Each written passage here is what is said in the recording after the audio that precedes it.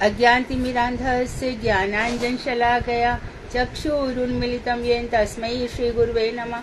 नमो महावदन्याय कृष्ण प्रेम प्रदायते कृष्णाय कृष्ण चैतन्य नामने गौरतुषे नमः। हे कृष्ण करुणा सिंधु दीन बंधो जगतपते गोपेश गोपिका कांत राधा कांत नमोस्तुते। तप्त कांचन गौरांगी राधे वृंदावनेश्वरी वृषभानुसुते देवी प्रणमामि हरिप्रिये। तवैवास्मि ना जीवामि त्वया विना इति विज्ञाय राधे त्वं नये मां चरणान्तिकं। गुरुवे गौरचन्द्राय राधिकायै तदालय कृष्णाय कृष्णभक्ताय तद्भक्ताय नमो नमः। वाञ्छाकल्पतरुश्च कृपा सिन्धुभ्येव च पतितानां पावनेभ्यो वैष्णवेभ्यो नमो नमः। श्री कृष्ण चैतन्य प्रभु नित्यानंद श्री अद्वैत गदाधर श्रीवासादि श्री गौर भक्त वृंद। हरे कृष्ण कृष्ण कृष्ण हरे हरे, हरे राम राम राम हरे हरे।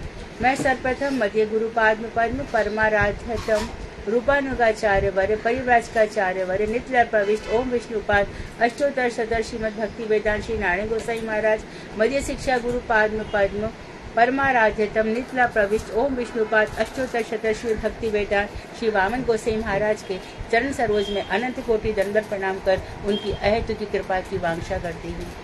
मैं ग्रंथराज श्री चैतन्य शिक्षामृत तदई रचयिता ओम विष्णुपाद सच्चिदानंद श्री भक्ति विनोद ठाकुर के चरणार बिंद में अनंत अनंत कोटि दंडवत प्रणाम कर उनकी अहेतु की कृपा की प्रार्थना करती हूँ। मैं उपस्थित श्रोता मंडली वैष्णव वैष्णवी सभी के लिए यथा योग्य वंदन अभिवादन दंडवत करती हूँ। तो ब्रह्म परमात्मा भगवान, हमने ये तीनों समझने के लिए पूरा प्रयास किया और कहते हैं कि ये जो तत्व कोई समझ लेता है, ये जो तत्व जो समझ लेता है उसको इस संसार में आना नहीं पड़ता, नहीं तो ऐसा व्यक्ति कृपण कहा जाता है। कृपण अर्थात जो आत्मा का अनुसंधान करे बिना इस संसार से चला जाता है वो व्यक्ति कदर है। तो जाना तो पड़ेगा इस संसार से और ज्ञान भी लेना पड़ेगा, लेकिन भक्ति विनोद ठाकुर के की कृपा से, उनके अनुग्रह से हमें जो जितना हम समझ पा रहे हैं भगवान को उतना हम उनकी कृपा ही मानेंगे, इसके अतिरिक्त और कुछ भी नहीं है। उनकी कृपा के बिना संभव भी नहीं है। तो हम प्रयास पूरा कर रहे हैं। तो हमने ब्रह्म देखा कि भगवान की जो सबसे कम अनुभूति है धूप है तो सूर्य है। तो पहले हमने धूप का अनुभव किया अर्थात ब्रह्म का अनुभव किया। परेश जो भगवान है सर्वशक्तिमान है उनका अनुभव किया। उसके बाद हमने परमात्मा का अनुभव किया जो अनुरूप से समष्टि इस संसार में भी प्रविष्ट है और हमारे हृदय में भी प्रविष्ट है। इस तरह से परमात्मा का अध्ययन हुआ और उसके बाद फिर अध्ययन हुआ है भगवान का। अब वो ये कह रहे हैं कि देखो युक्ति मत लगाओ, और उन्होंने एक बात और स्पष्ट रूप से कह दी कि ब्रह्म कभी भी जगत के रूप में नहीं बदलता, बल्कि क्या होता है ब्रह्म की जो शक्तियां हैं तो हमारा ये जो शक्ति परिणामवाद है, ये जगत शक्ति भगवान की तटस्थ शक्ति के पर उसका गीता का उदाहरण है मैया अध्यक्षिण प्रकृति स्वेते चराचर जगत। तो प्रश्न भेजे गए हैं चेतन शिक्षा में ग्रुप में, और उसमें प्रश्नों के आधार पर जब प्रश्न पढ़कर आप उत्तर तैयार करेंगे तो चीजें और भी क्लियर हो जाएंगी। अब कह रहे हैं युक्ति पर तत्व को स्पर्श करने में अक्षम। तो युक्ति से पर तत्व श्रेष्ठ, पर मतलब श्रेष्ठ। श्रेष्ठ कौन है? परेशन जो भगवान है, परेश सर्वश्रेष्ठ ईश्वर, परेशानुभव। तो जो परेश है भगवान, पर तत्व को अद्वैत ज्ञान पर तत्व, ये टर्म और समझ लो फिर आपको विद्वान की डिग्री मिल जाएगी, क्योंकि इसके आगे और कोई श्रेष्ठ ज्ञान। ये थोड़ा टिपिकल है, कॉम्प्लिकेटेड है, जटिल है, लेकिन हमारी समझ में आया है। जिस तरह से प्रश्न बनाए गए हैं तो ऐसा लग रहा है कि आप लोग इन प्रश्नों को, इन चीजों को खूब अच्छे से समझ रहे हो। तो युक्ति अब इसमें बता रहे हैं, ये कह रहे हैं कि भगवान की अचिंत्य शक्ति से भगवान में समस्त परस्पर विपरीत धर्मों का सामंजस्य संभव है। इस चीज को समझ रहे हैं। भगवान की अचिंत्य शक्ति से, भगवान की शक्ति कैसी? अचिंत्य, अर्थात उसके विषय में किसी मनुष्य के चिंतन की क्षमता नहीं है। कोई मनुष्य की भगवान की लीला को, भगवान की शक्तियों को समझ नहीं सकता। तो उनकी अचिंत्य शक्ति से भगवान में समस्त विपरीत धर्मों का सामंजस्य संभव है। विपरीत धर्म कैसे हो गए? विपरीत मतलब उल्टा, उल्टे धर्म कैसे हो गए? एक साथ भगवान अनुरूप में हमारे हृदय में भी है और विपरीत एक साथ बृहद रूप में संसार में भी व्यापक है। ये हो गया विपरीत धर्म। आगे इसको एक्सप्लेन भी करेंगे। जैसे कि बता रहे हैं, पर थोड़ा सा कॉन्सेप्ट बना के चलो। और कैसे है? भगवान परम चेतन है, उनको संसार में सब कुछ पता है, और जीव कैसा है? अणुचेतन है।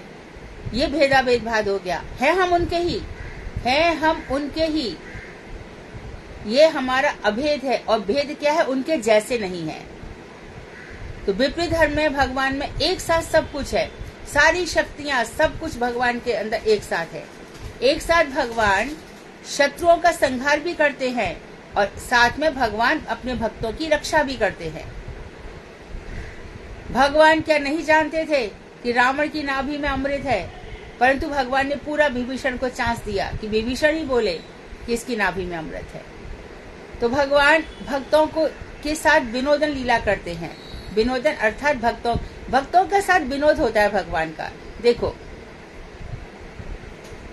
अब ध्यान में बैठे, हम सब ध्यान में बैठते हैं और फिर ठाकुर जी के साथ हमारे चित्त एकाकार होता है। चित्त के एकाकार होते होते हम में से कोई वृंदावन धाम की परिक्रमा में चला जाता है ध्यान करते करते, कोई गोवर्धन की परिक्रमा में चला जाता है, कभी बरसानी की सीढ़ियों में किशोरी जी के, हे राधे राधे, किशोरी जी इतनी सीढ़ी चढ़ गई, किशोरी जी के दर्शन हो जाएंगे। ऐसे करके हम लोग सब करते रहते हैं।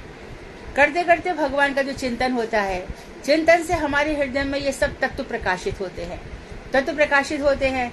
और हम अब समझ रहे हैं कि एक ही भगवान किस प्रकार से सब पर अनुग्रह करते हैं। भगवान ने एक ही साथ चीजों को जन्म भी दिया है और चीजों को नश्वर भी बनाया है। जन्म के साथ ही जातस्य मृत्यु ध्रुवम, जन्म के साथ ही भगवान ने मृत्यु भी बनाई है। सुख और दुख, हानि लाभ, यश अपयश, सब भगवान ने एक साथ बनाए हैं। और मजाक की बात तो ये है कि जन्म लेकर के आए तब दो मैया भी लेकर के आए, देवकी के यहाँ भी जन्मे और यशोदा के यहाँ भी जन्मे। तो दो माताएं हुई तो दो पिता भी हुए। अब देखो, आप तो भगवान हो चलो, लेकिन जिस पिता को ये लग रहा है कि तुम मेरे ही बेटे हो और उसी पिता को छोड़ करके आप कहीं पे और चले जाते तो उस पिता के हृदय पे क्या बीतती होगी। इसलिए कुरुक्षेत्र का महत्व है।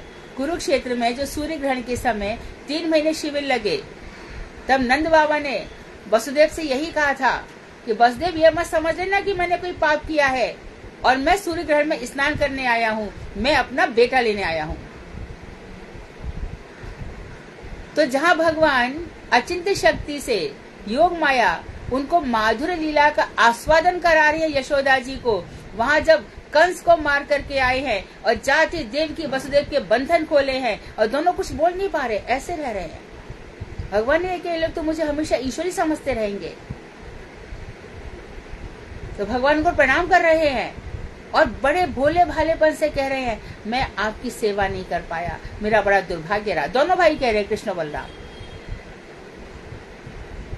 तो वो भगवान सर्वव्यापक भी है और सर्वव्यापक बन करके वो भगवान एक आपके घर की जो मूर्ति है, आपके घर में जो श्री विग्रह भगवान, उसमें भी विराजमान है। जैसे जैसे आपका प्रेम बढ़ता जाएगा, वो श्री विग्रह आपसे कहेगा, मुझे भूख लगी है, मुझे प्यास लगी है। सनातन गोस्वामी से कहा, अरे तू मुझे बाटी में नमक भी नहीं डालता। तो जहां देखो वहां पे वो मांग लेते हैं। उनकी ऐसी ही लीला है। ये लीला कहाँ प्रकट होती है? भक्तों के भावपूर्ण हृदय में। जितना भावपूर्ण हृदय होगा उसमें स्वयं को भूल जाना होगा। मैं बस एक ही मेरा परिचय है, मैं भगवान का सेवक हूँ, भगवान की सेविका हूँ, परिचारिका हूँ, नित्य जगत की। मैं को राधा जी के पास कौन जाएगा जिसको मंजरी भाव की उपलब्धि है? सिस्टम ही वही है और सिस्टम से होता ही नहीं है। अब गंभीर विचार ये है, हम ये कहते हैं कि कर्माबाई को भगवान मिले, राधा जी कहाँ मिली? वहां मंजरी भाग चाहिए था ना। मीरा को भगवान मिले, महावीर देखो द्वारकाधीश में रह गई, चित्तौड़ के आगे सांवरिया सेठ स्थान है, वहां पर मीरा का हम देखते हैं, द्वारका में देखते हैं। मीरा साधारण तो थी नहीं, लाख लाख कष्ट तपस्या सह करके भी उसने भजन किया। तो यहाँ पर कह रहे हैं कि युक्ति की वृत्ति तो भगवान में, क्योंकि उनके विपरीत धर्मों का परस्पर भक्तों का सामंजस्य संभव है। विपरीत धर्म यानी कि दो उल्टे धर्मों का सामंजस्य। युक्ति की जो वृत्ति है वो स्वभाव से ही क्षुद्र है, बेकार है। युक्ति लगाना, हर जगह युक्ति लगाना सही नहीं है। अतः यह भगवत तत्व को स्पर्श करने में सर्वथा असमर्थ है। युक्तियों से भगवान के तत्व को नहीं समझा जा सकता। भगवान के तत्व को तो जब ही समझा सकता है जब सरस्वती प्रभुपाद की कृपा हो, चक्रवर्ती ठाकुर की कृपा हो, गुरु वैष्णव कृपा करें, तभी समझा जा सकता है। अपनी युक्ति से तो कभी नहीं। भगवान की इच्छा और निर्विकारता, विशेषता और निर्विशेषता, अचिंत्यत्व और भक्ति गम्यत्व, निरपेक्षत्व और भक्त पक्षपातित्व आदि अगणित विरोधी धर्म। अब इन्होंने विरोधी धर्म कैसे बताए, देखो क्वेश्चन जो बना रहे हैं और जो सुन रहे हैं वो ध्यान दें। विरोधी धर्म भगवान में कैसे सामंजस्य होता है, कौन कौन से लिए उन्होंने, हमने शुरू में थोड़े से वैसे बताए साधारण, अब ये विशेष रूप से ले रहे हैं। भगवान की इच्छा भी है इस सृष्टि को बनाने की, तो आपकी इच्छा थी कि आपने ये सृष्टि बनाई लेकिन निर्विकार रहते हैं, अर्थात सृष्टि में जो कुछ भी हो रहा है, कितना सा उपद्रव हो रहा है, यहाँ पर कृष्ण थे, सांब इत्यादि ने उपद्रव किए तो अपने देखते देखते उपद्रव नहीं सहे, ये लोग रह जाएंगे तो सोसाइटी को गलत मैसेज जाएगा कि बलवान का बेटा कुछ भी कर सकता है, तो यदुकुल का संहार करके चले गए। लेकिन जब वो परम पिता परमात्मा आनंद कंद भगवान अपने स्वरूप में होते हैं तो देखो इच्छा भी वही करते हैं। सा इच्छत, उसने इच्छा की, क्या इच्छा की, एक को हम बहुश्यामा, मैं अकेला हूँ, मैं बहुत हो जाऊं, चलो बहुत हो गए, मैं सब में हूँ भी और सब में नहीं भी हूँ। कैसे, जैसे आकाश से वायु निकलती है लेकिन आकाश वायु से कभी लिप्त नहीं होता, उसी प्रकार ये जगत मैंने बनाया है, ये जीव मैंने बनाए हैं, ये सब मेरे ही है, परंतु मेरे अंदर इनके प्रति कोई आसक्ति नहीं है, मेरा कोई लगाव नहीं है। मेरे तो रोम रोम से अनंत अनंत ब्रह्मांड निकला करते हैं, असंख्य जीव निकला करते हैं, कण कण में भगवान है, पृथ्वी के हर रज के कण कण में ठाकुर जी है, लेकिन किसी से आसक्ति नहीं है, किसी से मोह नहीं है। तो बता रहे हैं, देखो विपरीत धर्म कौन कौन से हो गए, इच्छा भी उन्होंने की और उससे अनासक्त भी रहते हैं, निर्विकार, उनमें कोई परिवर्तन नहीं होता। अच्छा, तो पूछा जाए, बहुत कोई रो रहा है, गारंटी है वो आएंगे? कोई गारंटी नहीं, कोई गारंटी नहीं है भाई। अच्छा, किसी पर दुखों का पहाड़ टूट रहा है, ठीक है टूटने दो। कुंती क्या कह रही है, मुझ पर विपद पे विपद आ जाए, क्यों आ जाए?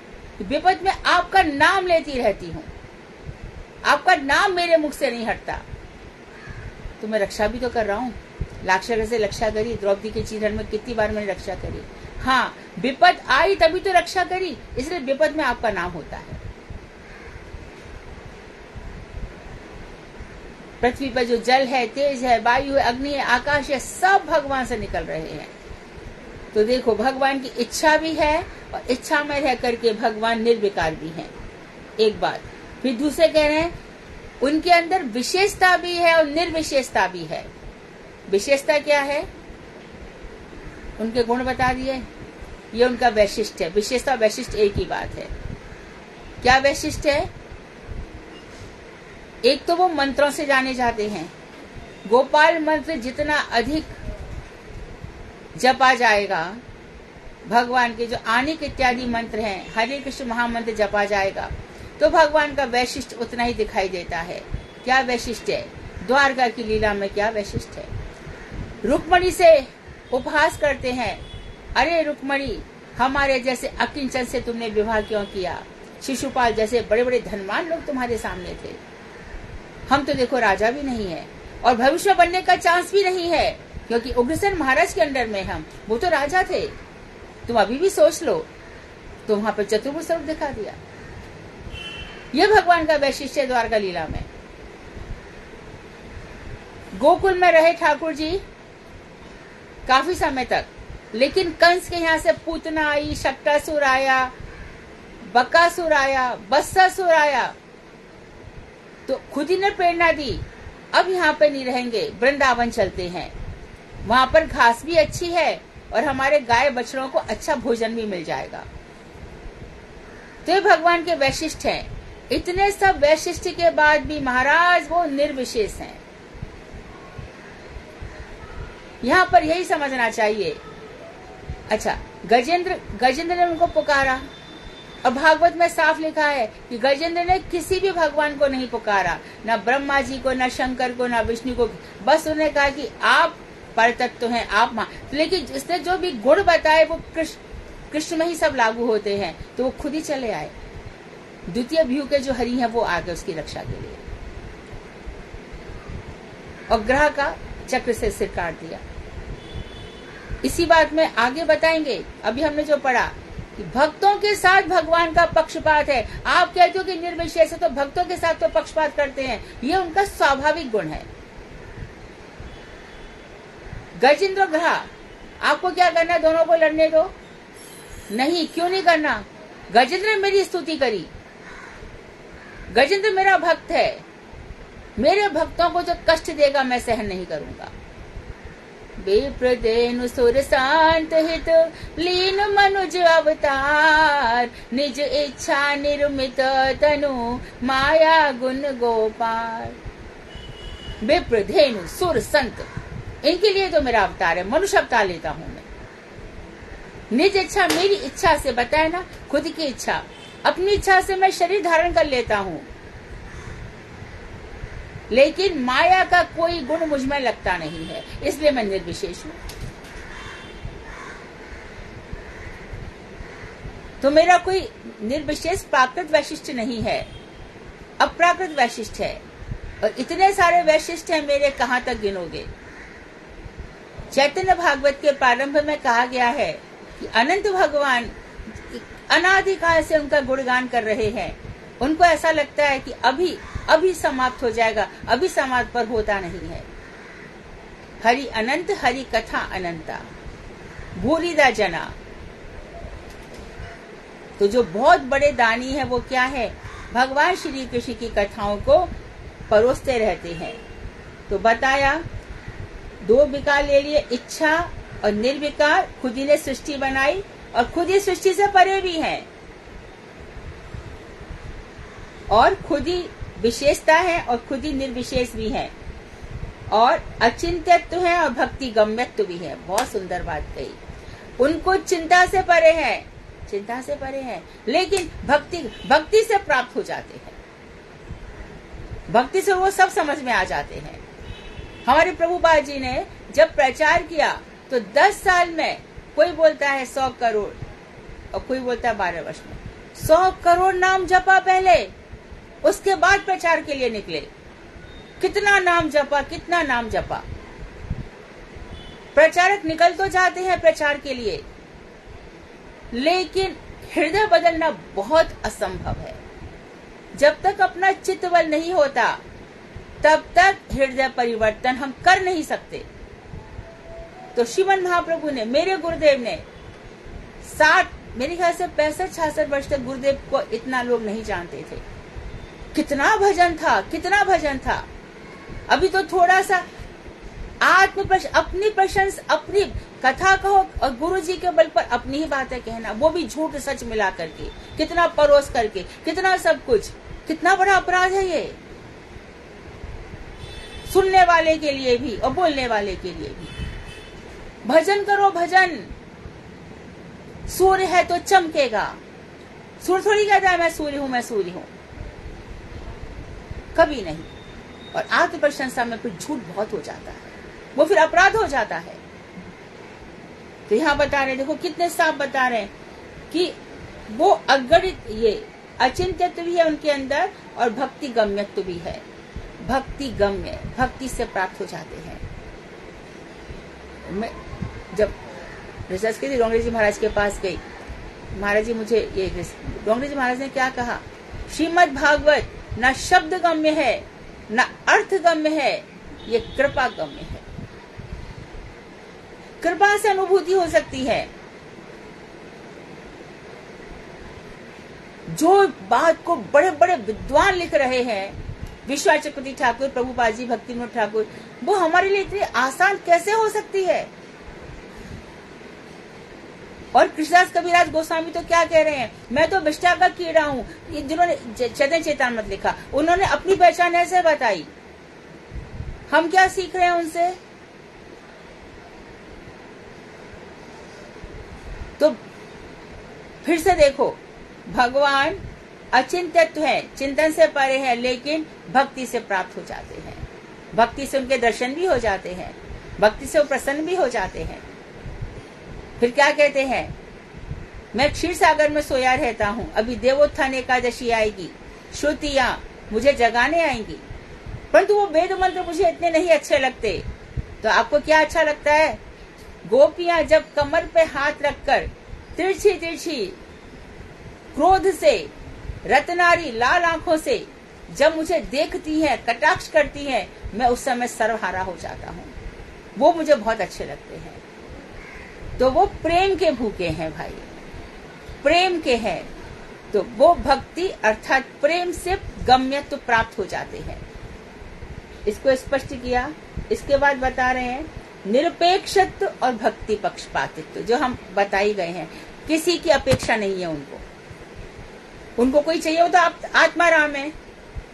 गोपियों से कहते हैं कि तुम कितने प्रकार के, मैं तो आत्माराम हूँ, आप्तकाम हूँ, गुरुद्रोही हूँ, कृतज्ञ हूँ। जो अपने आप में ही रमण करते हैं। आप्तकाम, जिनकी सभी कामनाएं पूरी हो चुकी होती हैं, क्योंकि उनके अंदर दो गुण हैं, इसलिए भक्तों के अंदर ये दो गुण आ जाते हैं। भक्त भी अकेला रमता है। वहां तो कैसा एकाकी न रमते, वो अकेला नहीं रमण करता। किसके साथ? भक्तों के साथ। हम लोग भी जो भक्त हैं, उनको कौन चाहिए? भक्त ही चाहिए। साधु संग सर्व शास्त्र का है, और लव मात्र साधु संग सर्व सिद्धि है। भक्ति ही अच्छे लगते हैं। और फ्लश करना, संसार का जितना भी प्रपंच है, संसार का जितना प्रपंच है, वो किसी काम का नहीं है भाई, किसी काम का नहीं है। 8 या 10 साल जो चीज आज अनुभव नहीं हो रही है, किसी को 2 दिन बाद, किसी को 4 दिन बाद, किसी को ज्यादा ही समय भजन कम है तो 8-10 साल। अरे क्या ये संसार में मैंने अपना पूरा जीवन आहूत कर दिया, कुछ नहीं हासिल हुआ। अच्छा, हमसे पहले किसको मिल गया जो हमको मिल जाएगा? हमसे पहले तो यहाँ से चले गए, वो क्या लेके चले गए? इतना ही कि कब मरेगा और कब ये धन हमारे हाथ में आ जाए, कब मरेगा प्रॉपर्टी हमारे हाथ में आ जाए। यही तो बेचारा सारे संस जुटाता है और अंत में यही सबकी दुर्गति है। भक्त परवाह नहीं करते। पूत सपूत तो का धन संचय, पूत कपूत तो का धन संचय। जोर जोर मर जाएंगे, माल जमाई खाएंगे। पुत्र का पुत्री का यही हाल है। तो क्यों जीवन बर्बाद किया? अगला जन्म कैसे होगा कौन जानता है? उनको क्या, कोई भी एक जरा सी, बेचारे क्या किया था राजा नृग ने? गायों का दानी तो किया था। अब उसकी तो गलती नहीं थी, लेकिन जब वो गाय जा रही थी तो एक ब्राह्मण की गाय दूसरी ब्राह्मण की गाय में मिल गई, और वो कह रहे हैं कि इस गाय के बदले में 1 लाख गाय देने को तैयार हूँ। नहीं, हम नहीं लेंगे। जो गाय तूने मुझे दी वो मुझे वही चाहिए। और दूसरा भी कह रहा है जो तूने मुझे दी वो वही चाहिए। ब्राह्मण का शाप मिल गया, गिरगिट बन गया बेचारा। इतने से कौन सी हमसे ऐसी गलती हो जाए कि हमें कौन सी योनि मिल जाए? वो तो उन्होंने अच्छा किया था कि किसी को श्रीमद् भागवत डोनेट किया था, उपहार दिया था किसी को, या कहते हैं किसी मंदिर में दे आए थे, तो भगवान श्री कृष्ण के दर्शन हो गए उनको। तो यहाँ पर वही बता रहे हैं कि निरपेक्षत्व और भक्त पक्षपातित्व, मुझे किसी की अपेक्षा नहीं है। I don't expect anything from any person.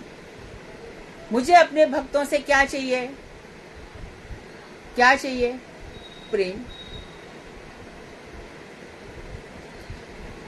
10 रुपए देता हूं आपको, मेरा ये काम कर दो, भगाए उठा के मार के भगा देंगे।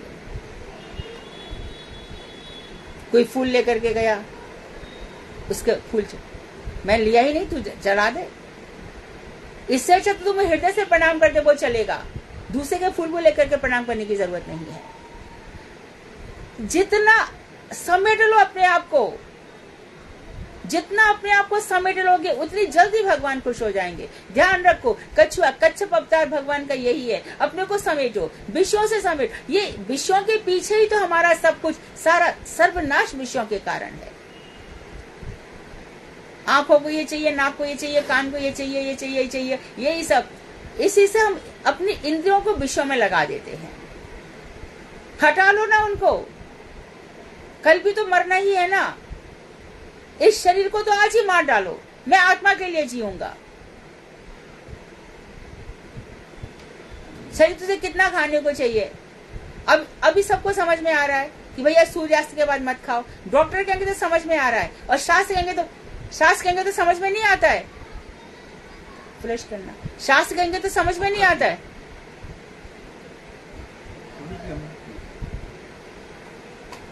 है ना। शास्त्र कह रहे थे कि भैया सूर्यास्त के बाद मत खाना, ये शास्त्र का नियम है, पर डॉक्टर के तो समझ में आ रहा है।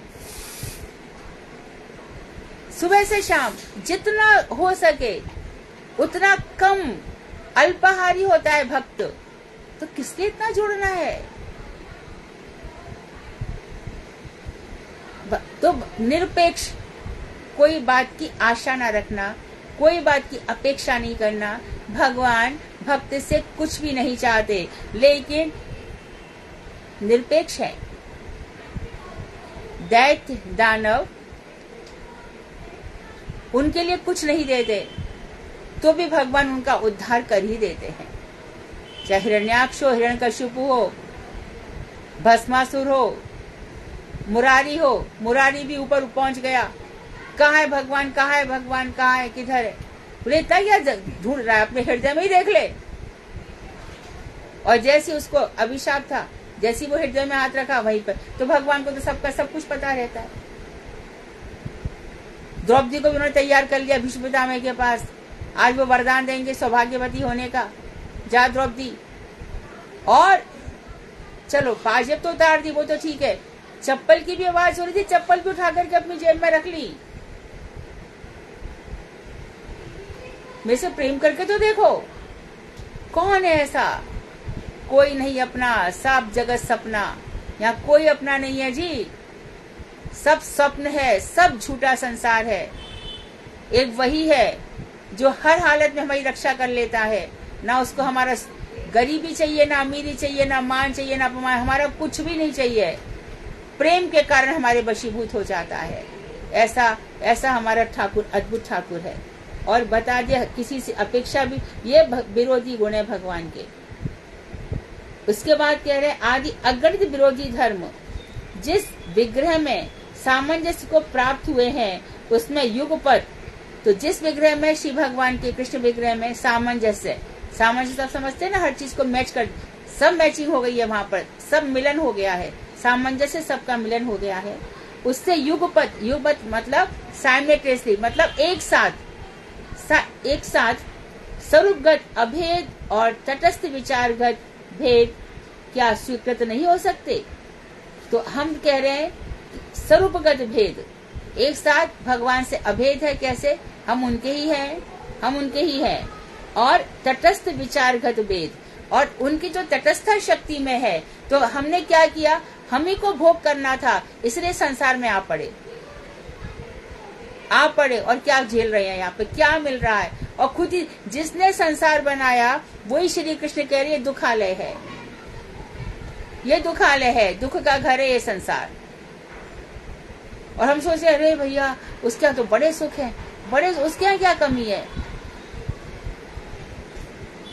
सुबह उठ करके अच्छे अच्छे वहां पर नौकर चाकर हैं, सब बैठे हुए हैं, अच्छा क्या बोलते हैं उसको, ट्रेडमिल में एक्सरसाइज हो रही है, उसके बाद आराम से संतरे का जूस पी रहे हैं, तरबूज का जूस पी रहे हैं। क्या जीवन है। ठाकुर जी ने एक जन्म दिया है, कुछ पुण्य कर्म कर आया होगा तो ये मिल रहा है। अब क्योंकि भजन नहीं किया उसका पाप कौन भोगेगा। एक क्षण भी भगवान का नाम मुख से नहीं निकल रहा है और हम सोचे ये कितना सुख है। और देवता कह रहे कितने दुर्दशा है इसकी, दारा सुत लक्ष्मी पापी के भी होए।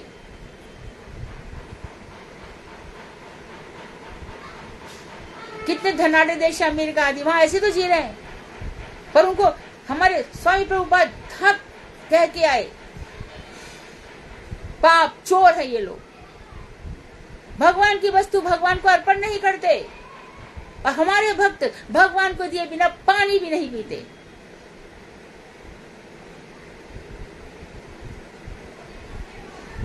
तो बता रहे हैं कि तटस्थ विचारगत भेद क्या स्वीकृत नहीं हो सकते।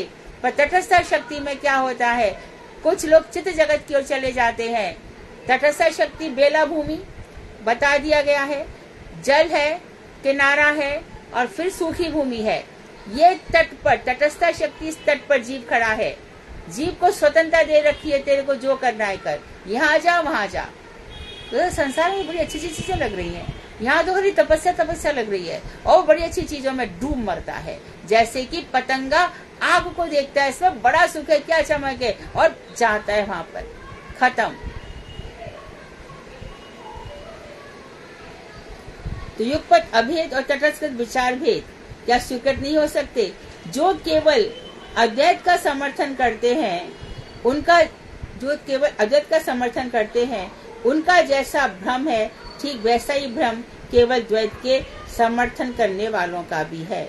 भगवान अपने सिद्ध विग्रह में समस्त जीव और समस्त जगत से पृथक है।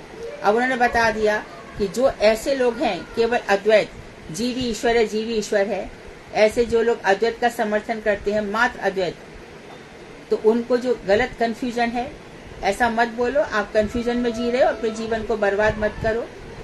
अच्छा, और ठीक वैसे ही भ्रम किसका है, केवल द्वैत, दो अलग अलग हैं, जीव अलग है, भगवान अलग है, अन्वय व्यतिरेक, इसको याद रखो। भगवान है तो जीव है, भगवान को छोड़ करके जीव नहीं है। और भैया भक्तों के बिना भगवान भी नहीं है, वो भी अपने भक्तों के साथ ही खुश रहते हैं। जब वृंदावन में गाय चराने जाते हैं, सारे ग्वाल वालों को लेकर के जाते हैं, गैयाओं को भी नहीं छोड़ते, और वहां पे बंशी बजाते हैं रास मंडल में। अरे इतनी सारी गोपियां, इनका सबका समय आ गया, सारी गोपियां आ गई। जब भगवान की रासलीला हुई, सब दंडकार्य बन के ऋषि थे, ऋषि चरी गोपियां भी आ गई। और जितनी भी स्वर्ण मूर्तियां थी भगवान श्री राम के साथ जिन्होंने यज्ञ किया था, वो स्वर्ण मूर्तियां भी सब गोपियां बन करके आ गई। 14 प्रकार की गोपियां थी, मुनिचरी गोपियां, और जो जो जिसने साधना की, दंडकारण्य बन के ऋषि, ये सब गोपी बनकर एक साथ सब समय आ गया। तो हमारा भी जब 5 प्रोसेस में चल रहे हैं ना, पहले साधन भक्ति, साधन भक्ति में कौन कौन सी चीज आ गई, श्रद्धा, साधु संग, भजन क्रिया, अनर्थ निवृत्ति, निष्ठा, रुचि, आसक्ति। इसके बाद प्रेमा भक्ति, भाव भक्ति, प्रेमा भक्ति, उसके बाद स्वरूप सिद्धि, मेरा परिचय, और उसके बाद वस्तु सिद्धि। जहाँ इस समय जिस ब्रह्मांड में भगवान लीला कर रहे हैं, जिस ब्रह्मांड के जिस ब्रज में भगवान प्रकट हुए हैं, वहां पर हम गोपी बनकर पहुंच जाएंगे। अभी तो 5,000 वर्ष हो गए हैं। लक्ष्मी जी ने कहा कि भैया मुझे भी राज करने दो, तेरे को गोपी बनना पड़ेगा। ये कैसे, ये ऊंची ऊंची धोती, गोबर से हाथा, ऐसा मैं कैसे कर सकती हूँ, मैं ऐश्वर्य की अधिष्ठात्री। तो तपस्या करो। तपस्या कर रही है बेलबन में, देखो कब सफलता मिलती है। वैसे भगवान देखो लक्ष्मी जी को त्याग नहीं करते हैं। किसी भी पति को अपनी पत्नी को पूरा सम्मान देना चाहिए, और पत्नी को पति को सम्मान। आप प्रेम में चाहे थोड़ी कमी कर दे, सम्मान में अपमान ना करें कभी किसी का। अपमान बहुत दुख देता है। सम्मान करो, चाहे बच्चा हो उससे भी तुम कह के बात करो। आप लोगों ने सबके मुख से सुना होगा, गुरुदेव कभी तू करके बात नहीं करते थे किसी से भी। सरस्वती प्रभु बात कभी किसी से तू नहीं कहते थे। तो बच्चों से भी तुम कह के बात करो, सबको सम्मान दो, सबको प्यार दो। तो यहां बता रहे हैं कि जो केवल द्वैत समझते हैं और केवल अद्वैत, वो दोनों गलत हैं। हमारा सिद्धांत कैसा है? द्वैताद्वैत, दो भी है और अद्वैत भी है। तो भगवान अपने सिद्ध विग्रह में समस्त जीव और जगत समस्त से पृथक हैं। भगवान से ही सब निकले हैं, लेकिन उनका निर्विशेषत्व क्या है कि वो किसी के जीव के समान नहीं है, किसी के जैसे नहीं है, सब जीवों से अलग है। तो ये जगत जो आपकी शक्ति का परिणाम है, ये सब मुझसे पृथक है, अलग है। वे स्वशक्ति के प्रभाव से समस्त जीव और जड़ की नित्यता और सत्यता को सिद्ध कर रहे हैं। अपनी शक्ति के प्रभाव से बता रहे हैं कि समस्त जीव और जड़ ये नित्य है और सत्य है।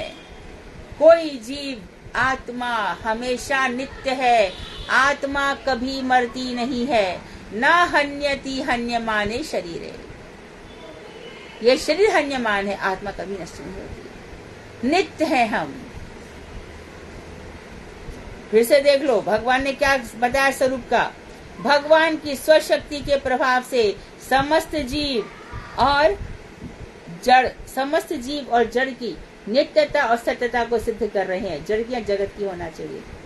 इसलिए वेदों में कहीं कहीं पर अद्वैत सूचक मंत्र भी मिलते हैं और कहीं पर द्वैत सूचक मंत्रों का प्रयोग किया गया है। अद्वैत भगवान के साथ है और कहीं कहीं पर द्वैत। यही समझ लेना चाहिए कि द्वैत का मतलब ये है कि जीव और जगत से भगवान अलग है, पृथक है। अब बताते हैं भगवान सर्वव्रति गम्य। भगवान का अनुभव ही पूर्वोक्त ब्रह्मानुभव, परमात्मा का परम आश्रय स्थल है। तो देखो, तुम ब्रह्म के रूप में अनुभव कर रहे हो, भगवान इससे भी अनुभूत हो सकते हैं। और परमात्मा का अनुभव कर रहे हो, तो जो भगवान है, तो भगवान है, तब हम ब्रह्म का अनुभव, हमारे लिए इजी हो गया। ब्रह्मवादियों के लिए भगवान बड़ा कठिन हो जाता है। ब्रह्मवादी तो ये भी कहते हैं, अरे भगवान पर क्या भरोसा, वो तो आते हैं, लीला करते हैं, मरते चले जाते हैं। तो भगवान ने कहा, मूढ़ाम तनुम आश्रितम, ये मूर्ख लोग मुझे समझते हैं कि मैं शरीर का आश्रय लेकर के रहता हूँ, मेरा जन्म मरण नहीं है, अजन्मा हूं मैं, मेरा जन्म मरण नहीं है, आत्मा का भी नहीं। अरे हमारे शरीर का जन्म मरण तो भगवान का कहां से होगा। तो हम जो भगवान का अनुभव कर रहे हैं, अब हमें ब्रह्म अनुभव भी आ गया, हमें परमात्मा का अनुभव भी आ गया। पूर्वोक्त दोनों ही अनुभव जीव की ज्ञान और कर्म रूप शाखा वृत्ति से संबंधित परेश तत्व के खंड अनुभव मात्र है। उन्होंने ये बताया कि ज्ञान और कर्म है ना, कर्म अध्याय आए, श्रीमद् भागवत के 6 अध्याय आए, जिसमें वो ये कहता है कि मैं संसार में कर्म करता हूँ, लेकिन कर्म योग है मेरा। कर्म ही नहीं किया, जिसने खाली कर्म किया उसकी बात छोड़ दो, लेकिन कर्म मैं भगवान को समर्पण करता हूँ। मैंने आज ये सोचा था कि मेरे गरीब घर, बहुत ही गरीब था, उसकी बालिका की शादी में मैंने 5 लाख दे दिया, मैं दे दिया लड़की की शादी, भगवान ने मुझे दिया। मैंने सोचा कि ये जो कन्या है ये भगवान का ही है, अब भगवान ये तेरे को समर्पण है। तो हम उसके गुण दोष के भागीदार नहीं बनेंगे। अच्छा, और ज्ञान भी जो हम प्राप्त कर रहे हैं, संसार में कितने प्रकार का ज्ञान बताया, शुरू में इंद्रियार्थ जब ज्ञान बताया, कितने प्रकार का ज्ञान बताया, लेकिन ये जो ज्ञान है उसमें ईश्वर का हमें जब ज्ञान होता है, तो वही बता रहे हैं कि शाखा वृत्ति से संबंधित परेश तत्व के एक खंड अनुभव है। कर्म और ज्ञान दो शाखा हैं, कोई कर्म से भगवान को पाना चाहता है, कोई ज्ञान से भगवान को पाना चाहता है, ये पूर्ण नहीं है, खंड है। पूर्ण तो भैया भक्ति है। भक्त्या माम अभिजानाति भक्त्या तुष्यति माधव, भक्ति से मुझे प्राप्त किया जा सकता है। कर्म खंड, कर्म से तुम मुझे कितना, तो देखो और इस चीज को समझ लो, भगवान पूर्ण कब होते हैं? जब आप उनको ब्रह्म रूप से भी समझोगे, परमात्मा रूप से भी समझोगे और भगवान रूप से भी समझोगे। लेकिन आपने मात्र कर्म निकाल दिया तो वो खंड ज्ञान है, पूरा ज्ञान नहीं है। आपने टुकड़े उठाया उसमें से। एक परिवार में किसी के 3 बच्चे हैं और एक बच्चा ले आए, अभी तो 2 बच्चे हैं वहां पर, तो परिवार यूनिट हो, खंड हो गया, पूरा नहीं है। इसलिए ब्रह्म खंड है, परमात्मा खंड है, तीनों मिलकर के पूर्ण होते हैं। इसी प्रकार से ज्ञान और कर्म खंड है, भक्ति पूर्ण है।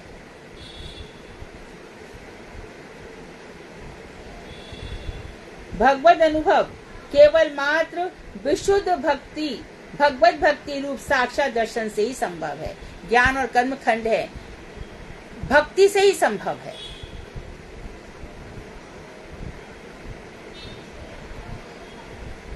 बादशाह आता है, पहले बताया ना, अकबर बादशाह, कुंभल स्वामी जो वल्लभाचार्य जी के अष्टसखा के कवि हैं, अष्टसखा के भक्त हैं, तिलक कर रहे हैं, कुछ सेवा मांगता है।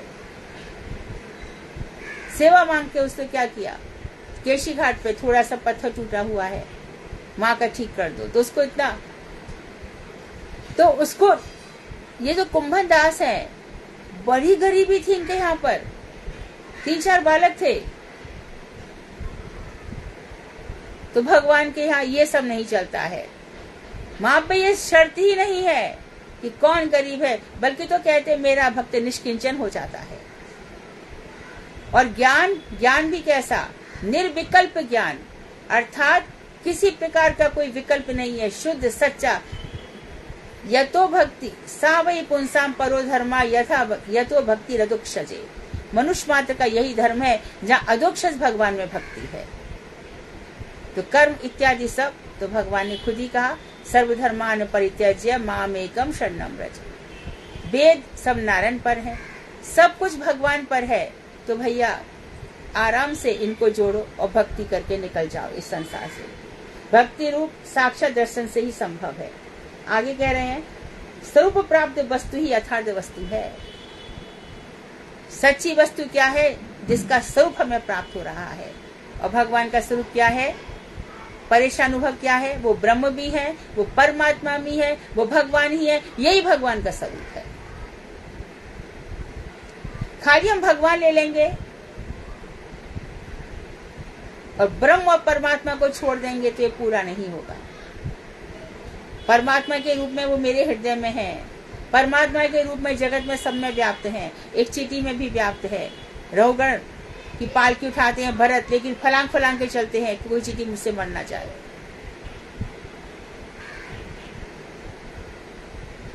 एक और वो कथा आती है कुरान में, एक सुलेमान होता है, वो पक्षियों की और जानवरों की भाषा जानता है।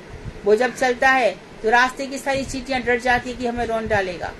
तो कहता है, तुम डरो मत, मैं यहाँ नफरत फैलाने नहीं आया हूँ, किसी को मारने नहीं, मैं प्रेम करने आया हूँ, मैं बच के निकल जाऊंगा।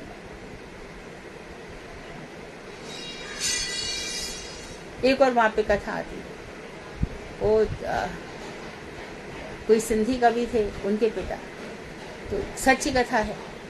वो नहाकर आए, नहाकर आकर के खाना खाने बैठे तो हाथ में चोंटा, बिग एंट, जो बड़ा चींटी का बड़ा चोंटा होता है, वो हाथ में चल रहा था। उन्होंने कहा कि एकदम उठ गए। तो पत्नी बोली, अरे उठ क्यों गए, खाना अच्छा ही लग रहा क्या? बोले, नहीं ऐसी बात नहीं है, मैंने किसी को घर से बेघर कर दिया, उसको छोड़ने जा रहा हूं। घर बनाए जाते हैं तो उस समय कितने ही घरों में कबूतर घोंसले बना लेते हैं, लेकिन हमारे प्राचीन लोग कहेंगे, जो प्राचीन थे, अरे ये मेरे घर में घोंसला बना रखा था इन्होंने, अब ये कबूतर कहाँ जाएंगे? ये है भगवान की अनुभूति। चींटी मात्र को भी कष्ट ना दे, कण कण में भगवान। अब समझ में आया, अब समझ में आ गया। कि अरे जो ब्रह्मवादी है वो आपका ही ध्यान कर रहे हैं, जो परमात्मा में लगे वो आपका ही ध्यान कर रहे हैं, हम थोड़े उनसे अच्छे हैं। गुरु वैष्णवों की कृपा से ग्रंथ मिल गए। इन ग्रंथों के बिना ये बात कैसे समझ में आएगी? तो जिस वस्तु का स्वरूप निर्दिष्ट नहीं होता वह वस्तु का गुण मात्र है, वस्तु नहीं। और जिस वस्तु के स्वरूप नहीं बताया जाए तो वस्तु के गुण कह सकते हैं उसको, वस्तु नहीं। वस्तु है तो उसका स्वरूप जरूर होगा। वस्तु मतलब कोई चीज। मैं कहती हूँ ये कुर्सी एक वस्तु है तो कुर्सी का स्वरूप भी है। मैं कहती हूँ कि एक बल्ब है तो बल्ब एक वस्तु है। पत्थर है, पत्थर एक वस्तु है। मैं कहती हूँ अच्छा मूर्तिकार मूर्ति बनाने बैठा, अष्टधातु उसने ली, श्री कृष्ण की मूर्ति चाहिए मुझे, तो वो थोड़ी भगवान राम की बनाएगा, उसका स्वरूप निर्दिष्ट किया गया है। भगवान का स्वरूप है कस्तूरी तिलकम ललाट बटले बक्षस्थले कौस्तुभम सर्वांगे हरिचंदनम सुललितम कंठे च मुक्तावली नासाग्रे बरमौक्तिकम करतले वेणु करे कंकड़म सर्वांगे हरिचंदनम सुललितम कंठे च मुक्तावली। और गोपस्थी परिवेष्टित तो विजय थे गोपाल चूड़ामणि। ठाकुर जी के कान में आभूषण दे दो, मत्स्य आकृति के देना, मकर आकृति कुंडल दे दो। क्यों? ये कुंडल से गोपियों के अंदर काम भाव जागता है, भक्तों के अंदर उसकी जो शेप है। शिरोरत्न भूषण दे दो। और राधा जी के आके फपक फपक के रो रो के कहते हैं स्मर गरल खंडनम मम शिरसी मंडनम देहि पद पल्लम में उदारम। पद पल्लम उदारम दे दो मुझे, अपने चरण पल्लम मेरे सिर पर रख दो, क्योंकि समस्त प्रकार के स्मर काम वासना को खत्म करने वाला है, उसके विष को खत्म करने वाला है। तो सबसे पहले जो विष हमारे हृदय में कामनाओं का जला पड़ा है उसको उठा करके फेंक दो। निर्मल शुद्ध निर्मल मंजन सोए मोहे पावा, एकदम शुद्ध रखो। दूसरा कुछ तुमसे अटक रहा है ना, तुम अटको ही मत, तू जा कितना अटकेगा, चल। एक दिन वो निरस्त हो जाएगा, खुद धराशयी हो जाएगा, चरणों में गिर जाएगा। उसको सिर पे मत बैठाओ। तो स्वरूप तो उनके गुण के परिचय से ही, भगवान के गुणों के परिचय से ही उनको निर्दिष्ट किया जाता है। तो भगवान के गुणों का परिचय क्या है? तो हमारे कृष्ण है। अभी हमने विप्रधेनु वाली बात बताई, खुद ही कह रहे हैं परित्राण साधु नाम। और कैसे हैं वो? कृष्ण वासुदेवाय हरे परमात्मने प्रणत क्लेश नाशाय गोविंदाय नमो नमः। जो आपके सामने झुक गए, उन झुके हुओं के सारे कष्टों का निवारण करने वाले जो मेरे भगवान का स्वरूप है। और कैसा स्वरूप है उनका? अधरम मधुरम वदनम मधुरम श्याम सुंदर शिखंड शेखर इसमें हास मुरली मनोहर राधिका रसिक माम कृपा निधे स्वप्रिया चरण किंकरी गुरु। और सुचारु वक्र मंडलम सुकर्ण रत्न कुंडलम सुचर्चितांग चंदनम नमामि नंद नंदनम। ये आपका स्वरूप है। और कैसा स्वरूप है? प्रमद मदन लीला कंदरे कंदर। ये गिरिराज जी ने जो उनका स्वरूप समझा। और दामोदर लीला में जो गा रही है यशोदा जी, जो सत्यव्रत मुनि ने गाया, रुदंतम मुहुर नेत्र युग्मम मृजंतम कराम्भुज युग्मेन सातम के नेत्रम और मुहुर श्वास कंपाति रेखा कंठा इच्छित ग्रह दामोदरम भक्तिवर्तम। और कैसा स्वरूप है वो? जिसको शंकर जी सब पा नहीं पा रहे, और वो यशोदा जी के आंगन की धेली फलांग नहीं पा रहा। कैसी बाल लीला देखो। तो अनंत अनंत गुण भगवान का, इससे उनका स्वरूप निर्दिष्ट होता है। तुम क्यों कहते हो कि भगवान निर्विशेष है? तुम क्यों कहते हो कि भगवान निराकार है? इसको इन्होंने स्पष्ट किया।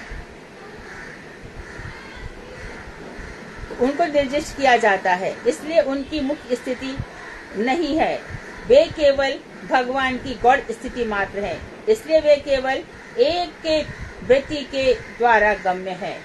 तो ब्रह्म उनकी जो मुख्य स्थिति नहीं है, परमात्मा, ये सब गौड़ स्थिति है। वे केवल एक एक वृत्तियों के द्वारा गम्य है। एक एक वृत्ति के द्वारा जो ब्रह्म समझ लेता है उसके लिए ब्रह्म रूप में गम्य है। जो परमात्मा समझ लेता है, परमात्मा भगवान, उनका पूर्ण ज्ञान है। भगवान सर्ववृत्ति गम्य है, समस्त वृत्तियों से पाए जा सकते हैं। समस्त वृत्तियों की अधीश्वरी भक्ति है। तो कर्म ज्ञान से भगवान को नहीं, भगवान की जो भक्ति है वो सर्व भक्ति जो है, सावे पुंसाम परो धर्मो यतो भक्ति दुक्षजे, भक्ति ही सर्व गुणमयी है। ये कर्म और ज्ञान भक्ति के अंतर्गत हो जाएंगे। वे समस्त वृत्तियों को क्रोडीभूत कर साक्षात भगवान का दर्शन करती है। और भक्ति क्या करती है? जितनी भी वृत्तियां हैं, जितने भी कर्म ज्ञान इत्यादि वृत्ति हैं, उनको एक साथ अपने अंदर, जैसे हम किसी चीज को गोदी में रख ले, ये हमारी है, एक साथ इकट्ठे करके भगवान का दर्शन करती है। उनके दर्शन वृत्ति चरितार्थ होने पर उनके अधीन समस्त वृत्तियां ही तृप्त हो जाती है। तो दर्शन वृत्ति जब चरितार्थ होती है भगवान को देखने की, तो समस्त वृत्तियां चरितार्थ तृप्त हो जाती हैं, अर्थात कर्म ज्ञान इत्यादि। इसी चीज को उन्होंने नीचे 4 प्रकार के भगवत अनुभव बताया। 4 प्रकार के कर्म प्रधानीगत, जिसमें कर्म प्रधान रहता है, और दूसरा बताया जिसमें ज्ञान प्रधान रहता है, और तीसरा बताया कर्म ज्ञान दोनों रहते हैं, और चौथा बताया केवल अनुभव। अब वृत्तियों से भक्तिविनोद ठाकुर और इसका विस्तार करना चाहते हैं, तो हम थोड़ा इसमें से और पढ़ लेते हैं।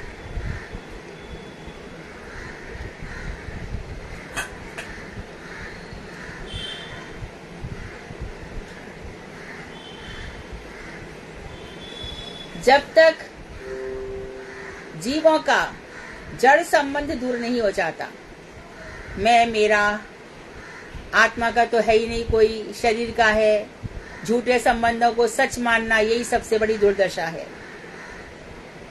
जब तक जीवों का जड़ संबंध दूर नहीं हो जाता, तब तक भगवत अनुभव कार्य सब जगह एक ही समान नहीं होता। तब तक भगवान की अनुभूति नहीं होती।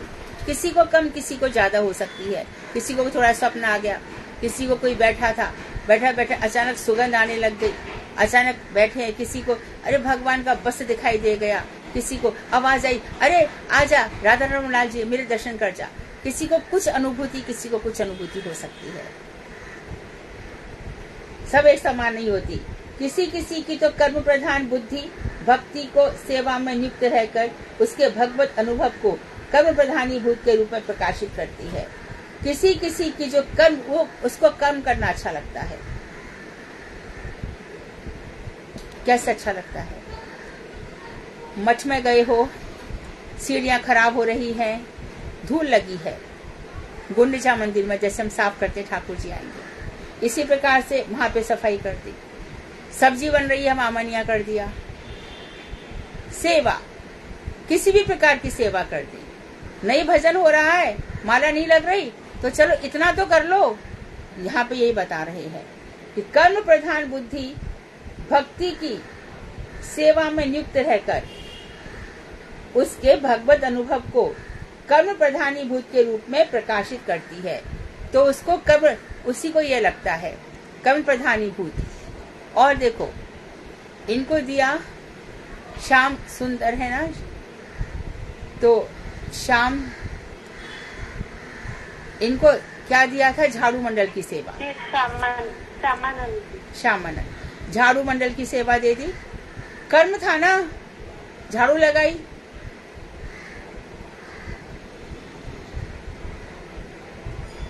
रूप गोस्वामी सनातन गोस्वामी को भी क्या कहा? जाओ विग्रह प्रकाशित करो, विग्रह की सेवा प्रकाशित करो, ग्रंथ लिखो, मूर्तियों को प्रकाशित करो, ये सब जो से वृंदावन धाम प्रकाशित करो। जाने कहाँ वृंदावन लुप्त हो गया था भगवान के जाने के बाद। तो ये उनका गौर था। वो लोग तो, रूप गोस्वामी का क्या था, एक श्लोक भी बोला और मूर्छित होकर गिर जाएंगे, हे राधे। इतना ही कहने मात्र से उनको मूर्छा आ जाती है, क्योंकि प्रेम बहुत भरा पड़ा है ना, प्रेम से हृदय लबालब भरा पड़ा है। तो एक कर्म प्रधानी भूत ये सेवा होती है।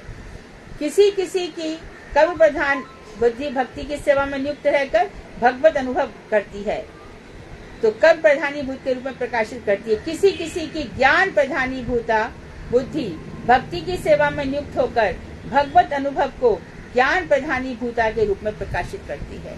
जैसे शौनक आदि ऋषि, एक ज्ञान के हैं, जिज्ञासु है बहुत। और वेदांत का भी पहला सूत्र है, अथा तो ब्रह्म जिज्ञासा। ब्रह्म की जिज्ञासा करो। अर्थ इसके बाद, किसके बाद? तुम्हारे जीवन से सांसारिक धर्म निकल गया, अर्थ निकल गया, कामना निकल गई, मोक्ष निकल गया, ये सब जो निकल गया उसके बाद ज्ञान, तो शुद्ध ज्ञान है, निर्मल ज्ञान है, निर्विकल्प ज्ञान है।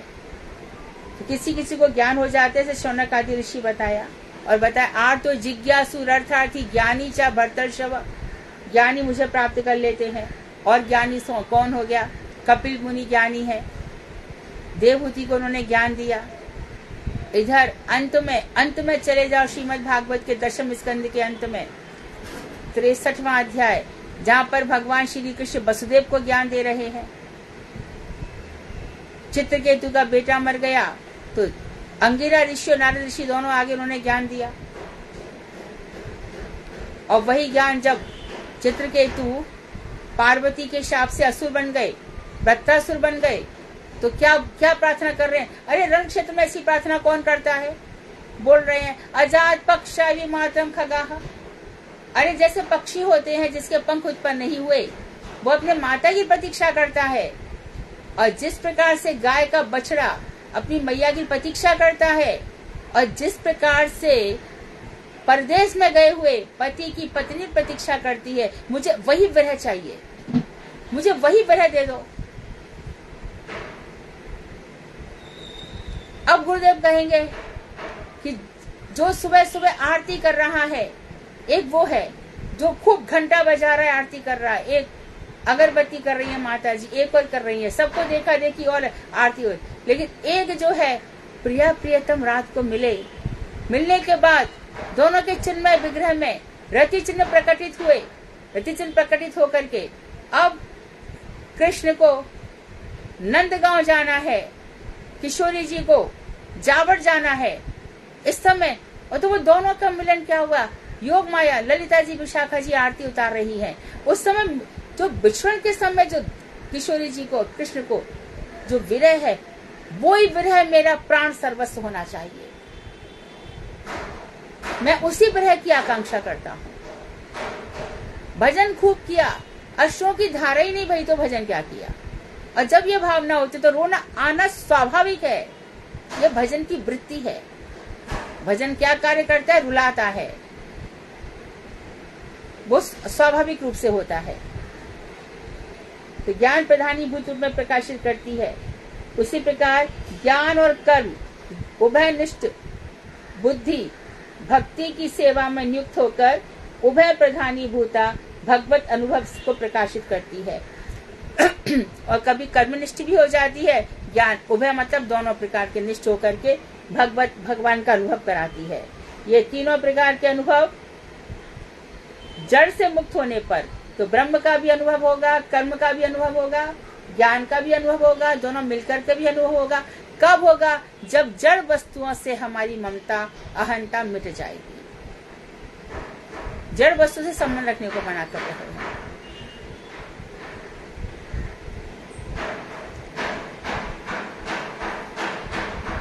तो जड़ से मुक्त होने पर महिम ज्ञान युक्त भगवत अनुभव के रूप में प्रकाशित होती है। तो ये बहुत ही महिमा युक्त भगवान का अनुभव होगा, जहाँ कुछ छोड़ना नहीं पड़ता, छूट जाता है, कुछ कहना नहीं पड़ता। हृदय अविरल अश्रुधाराओं को आनंद से सराबोर रहता है। क्या कहें क्या ना कहें, भ्रमर गीत हो जाता है। किशोरी जी कहती है अरे उद्धव कुछ और बात चलाओ, उनकी बात छोड़ो, इतना ज्यादा भर गई है। कैसी कैसी बातें कहती है।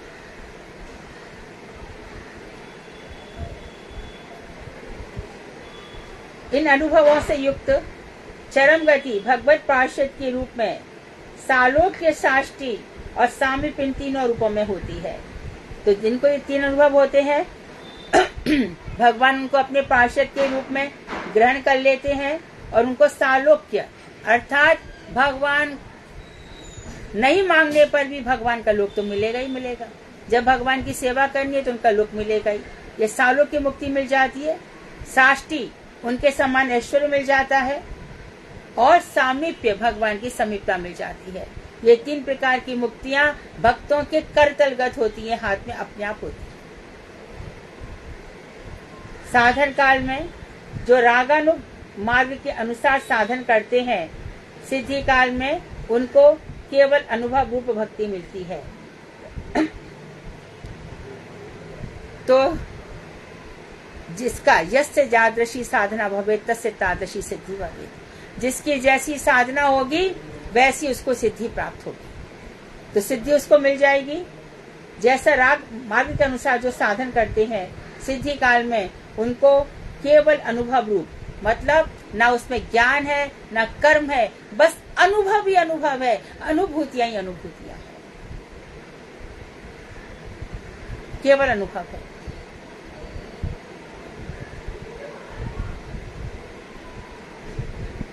तब कितने तो इसके अनुभव में क्या होता है? रात शाम सपने में आए, धैया पी गए, अर ये उसके सपने हो जाते। दिन रात अनुभव ही अनुभव है। वो छलिया नंद कौरी जो गनिया बनाए गयोरी, हमें तो जो गनिया बनाए गयोरी। आप तो जाए द्वारका बैठे, हमें तो बन बन में रमाए गयोरी। वो ढोटा नंद कौरी जो गनिया बनाए गए। फिर अनुभव ही अनुभव है। कर में मुरली लिए, कांधे कांवर लिए, श्याम कारी आओ कुंजन में बाके बिहारी। अब ना ज्ञान निश्चय रह जाता है, ना कर्म निश्चय रह जाता है, ना उभय दोनों, ना ज्ञान और कर्म प्रधानभूत रहता है। वहां तो बस अनुभूतियां ही अनुभूतियां है। ये अनुभव ही, ये अनुभूति तक ही भजन करना है। भगवान की अनुभूति तो हो, जिसके लिए भजन कर रहे हैं उसका अनुभव ही नहीं हो रहा, तो पहले क्या स्टेज पर लगाते हैं? पहले बहुत से लोग, इसलिए मठ मंदिर में कहा जाता है सेवा करो। अनुभूति की प्रारंभिक अवस्था है। मठ में ब्रह्मचारी रहते हैं, उनसे कहा जाता है शौचालय साफ करो, बर्तन साफ करो। और कितने लोग भाग जाते हैं, अरे ये सब कौन करेगा, एक शौचालय हो तो साफ करूं, सबका शौचालय साफ करना पड़ेगा, बर्तन सबके घिसने पड़ेंगे, सबकी रसोई बनाओ। अब थोड़ी और स्टेज पर आ गए, टिक गया 2-3 साल, अच्छा भगवान की पूजा संभालो। अरे भगवान की पूजा में तो बहुत सोने चांदी का सामान है, इसको लेके भाग लो, है ना। कैसी ऐसी घटना सुनने में आती है, तब भी उसको अनुभव नहीं हो रहा, उसको पता ही नहीं चल रहा है कि भाग के भी कहाँ जाएगा, ईश्वर से कहीं बच सकेगा। फिर और अनुभूति हो रही है, 8-10 साल हो गए अनुभव करते करते, अनुभव में भगवान आते ही नहीं है। तो थोड़ी किताबें पढ़ो, ज्ञान सुनो, कथाएं सुनो, परिक्रमा करो, वृंदावन जाओ, परिक्रमा करके वृंदावन करके भी नहीं हो रहा है, हमारी कथाएं सुनो, गुरुदेव बोलेंगे। शास्त्र अध्ययन करो, ABCD 5 प्रकार के करो, एसोसिएशन ऑफ गुड डिवोटीज, भक्तों का संग करो, भागवत श्रवण करो, हरि नाम चांट करो, आपके घर में जो श्री मूर्ति की सेवा है वो करो, धाम वास करो। तो भैया, जैसे कि सैनिकों की अपनी अपनी सीमाएं होती हैं, कर्तव्य होते हैं, हर किसी के अपने कर्तव्य होते हैं, तो भक्तों की भी कुछ सेवाएं होती हैं, केवल अनुभव करना होगा। वांछाकल्पतरु वैश्य कृपा सिंधु बेवचा पतितानां पावनेभ्यो वैष्णवेभ्यो नमो नमः। कल ये वास्तविक भगवत अनुभव होगा। तो काफी दिन से क्लास चल रही है, रात सैटरडे से। कल कथा को विराम देंगे, और इसलिए भी विराम देंगे कि आप लोग अच्छे से प्रश्न उत्तर तैयार कर लो, अच्छे से पढ़ो। ये बहुत इम्पोर्टेंट चैप्टर था, अब इजी हो जाएंगी चीजें, इजी हो भी रही है, आज ही हो गई। तो बहुत बड़े शिखर पर चढ़ रहे थे, पर्वत की ऊंची चोटी हमने पार कर ली है, अब वहां पर बैठ करके ठाकुर जी का आनंद लेंगे। हाँ, प्रश्न बोलो।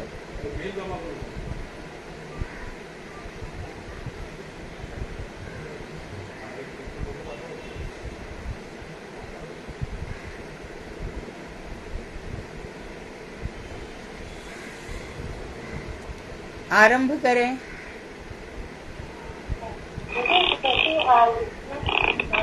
ये बताया जैसे भगवत कहते हैं सर्वथा समान है। थोड़ा स्पष्ट बोलो, आवाज थोड़ी ठीक करो। इसमें पहला पॉइंट जब भगवान की इच्छा और निर्विकारता आया है, तो भगवान की इच्छा में ये मान के कि तो मतलब भगवान चाहे जैसे एक तो आपने चाहे कि भगवान कर में विराजमान है, और भगवान की इच्छा में मतलब हम कैसे समझ पाए? अनुराधा पूछ रही है ना? अनुराधा तुम्हारी आवाज नहीं आ रही है।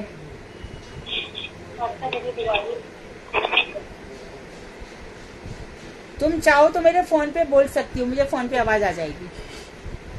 व्हाट्सएप पे दीदी आप हाँ दीदी, मैं बस यही पूछ रही थी, जैसे अब हम ये पढ़ रहे हैं ब्रेकअप में पूछो, पूरा लंबा सेंटेंस ना करके फ्रेज करो, फ्रेज आउट करो उसको।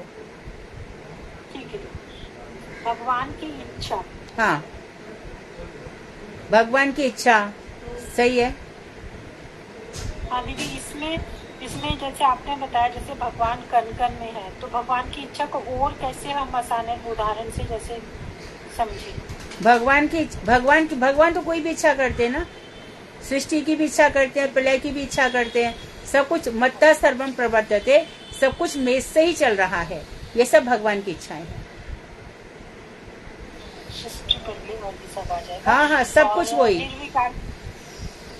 और वो सबसे बड़ी बात है, इसमें उनके हृदय में कोई परिवर्तन नहीं होता। सृष्टि में कितना भी ऊट पटांग उथल पुथल कुछ भी हो, वो शांत बने रहते, वो मुस्कुराते रहते हैं, निर्विकार रहते हैं, उनके हृदय में कोई परिवर्तन नहीं होता। इच्छा से सृष्टि करी, एक माता पिता के घर में बालक हो गए, उनकी इच्छा थी 2 बच्चे रहे घर में, एक बच्चा को कुछ हो गया तो माता पिता कितने दुखी होते, रोते हैं, या एक बच्चा को कुछ अच्छा मिल गया तो वो कितने खुश हो जाते। भगवान को कुछ फर्क नहीं पड़ता। उनको क्या, उनको तो ये कोई इच्छा है क्या, उठे और बस अक्रूर जी के साथ चले गए, मतलब वापस लौट करके भी नहीं आए। ऐसा कौन निर्विकार होगा बोलो? और द्वारका में पत्नियों के साथ रहते, बार बार हस्तिनापुर भाग जाते हैं। परीक्षित की रक्षा कर ली और भांजा अभिमन्यु को मर जाने दिया।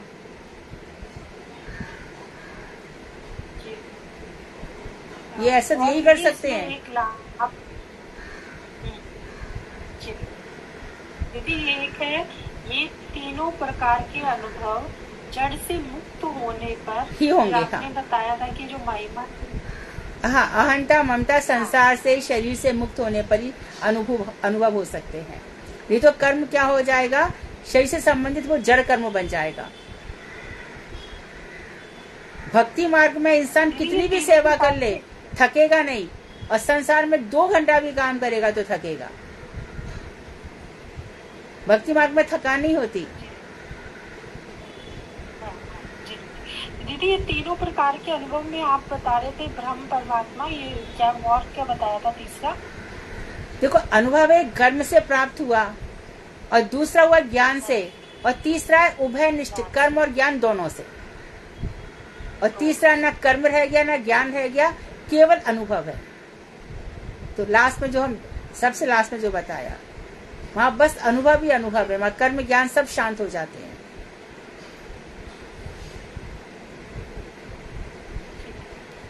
धन्यवाद। हाँ हरे कृष्णा दीदी, दंडवत प्रणाम। हाँ दीदी ये जो है ना पेज 242 पे है ना, युक्ति परतत्व को स्पर्श करने में सक्षम वाले पैराग्राफ में ऊपर से लेके ये 8वीं लाइन में ये जो लिखा हुआ है, जो केवल अद्वैत का समर्थन करते हैं उनका जैसा भ्रम है ठीक वैसा ही जो द्वैत का समर्थन करते हैं। हाँ हाँ हाँ हाँ, इसका बता दो दीदी थोड़ा सा। जो उन्होंने बताया अद्वैत का मतलब कि ईश्वर, जीव ही ईश्वर है, वो भ्रम में है, वो गलती कर रहे हैं। और जो ये कह रहे हैं कि जगत और जीव भगवान से अलग है, वो भी गलती कर रहे हैं। ये दोनों ही भ्रम में है। वास्तव में तो ये है कि जीव और जगत भगवान के अंश हैं, भगवान के ही है।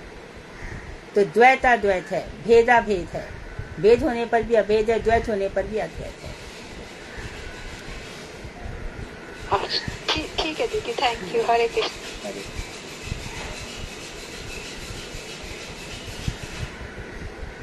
सही सिद्धांत है अचिंत्य भेदा भेद। हम उनके हैं, ये भेद है, ये अभेद है। उनके जैसे नहीं है, ये भेद है।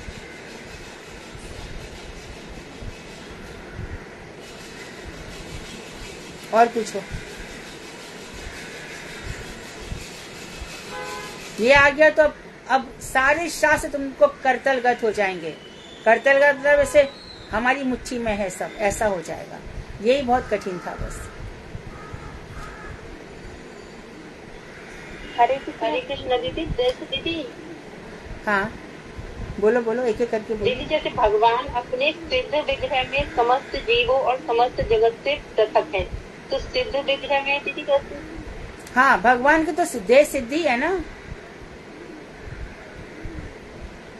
सब लोग हमसे तो अलग है, ठाकुर जी हमसे अलग है, समझ जीवों से, समझ जगत से पृथक है। भगवान की तो आत्मा देह सब सिद्धि ही है। हमारा भी सिद्ध, हम उसको रिकॉग्नाइज नहीं कर, आइडेंटिफाई नहीं कर पा रहे।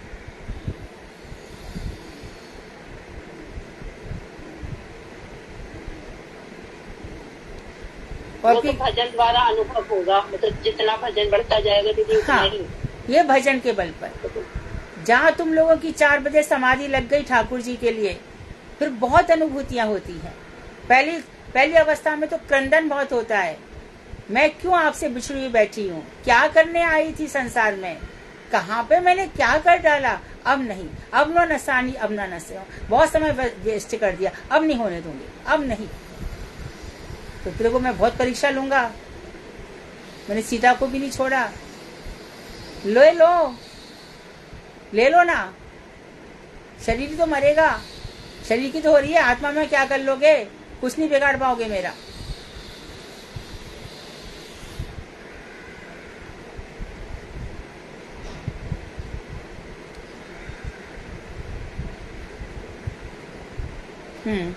और बोलो।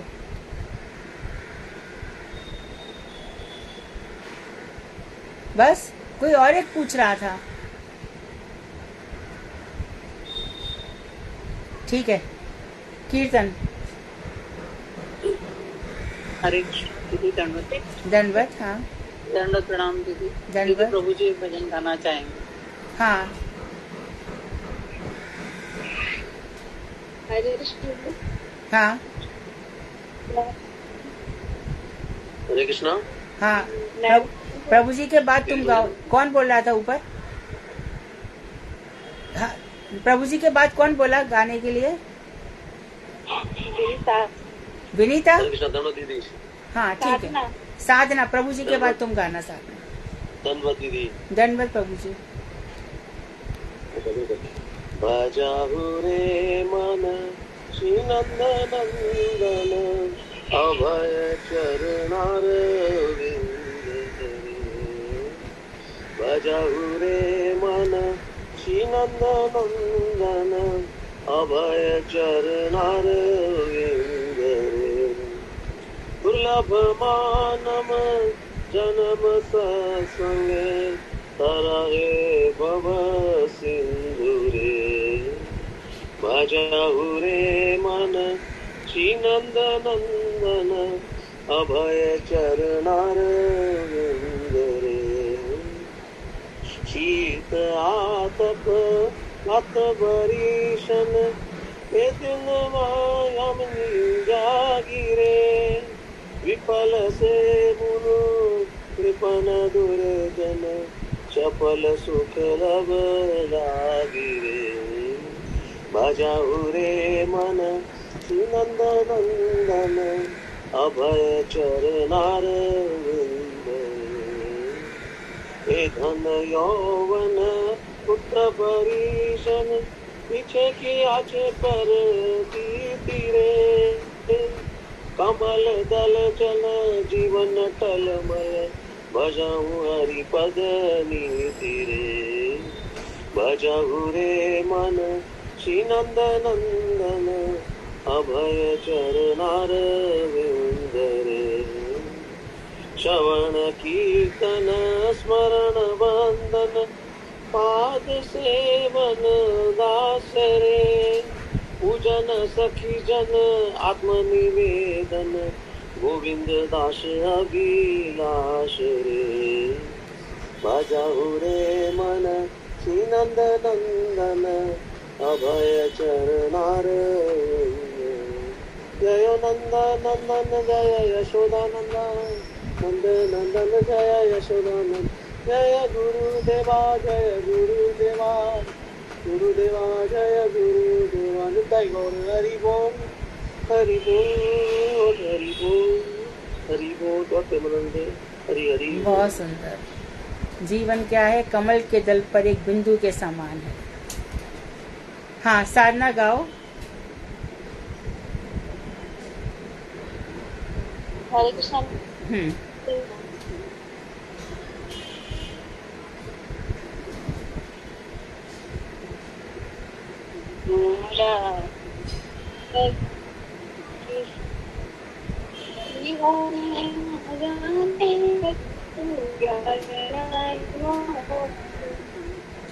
राधा कृष्ण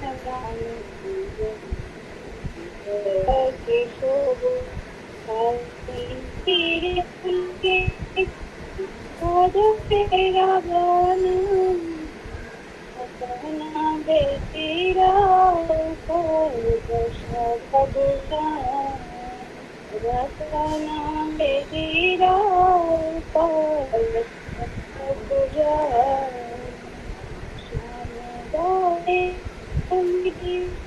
चमने गंगा चमा दुला कहे हमारा दुला कहे सखिया मला चिन्मला दिवर गले अधारे तुलिया दिगो कटुरा तंबोले आधार तुलिया दिगो कटुरा तंबोले राधा कृष्ण जुगल किशोर ललिता विशाखादि जस सच वृंदा अज्ञात हरि बोल सेवा शरणारविंद अज्ञाया करी बोल सेवा शरणारविंद श्री कृष्ण कन्या शिवानुदास सेवा लीला कर दास सेवा अभिलाष दास राधा कृष्ण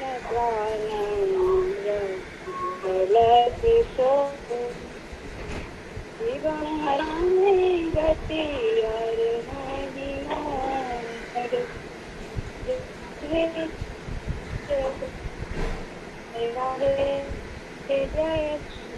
हरे कृष्णा देवी जगत। हरे कृष्णा। बहुत सुंदर।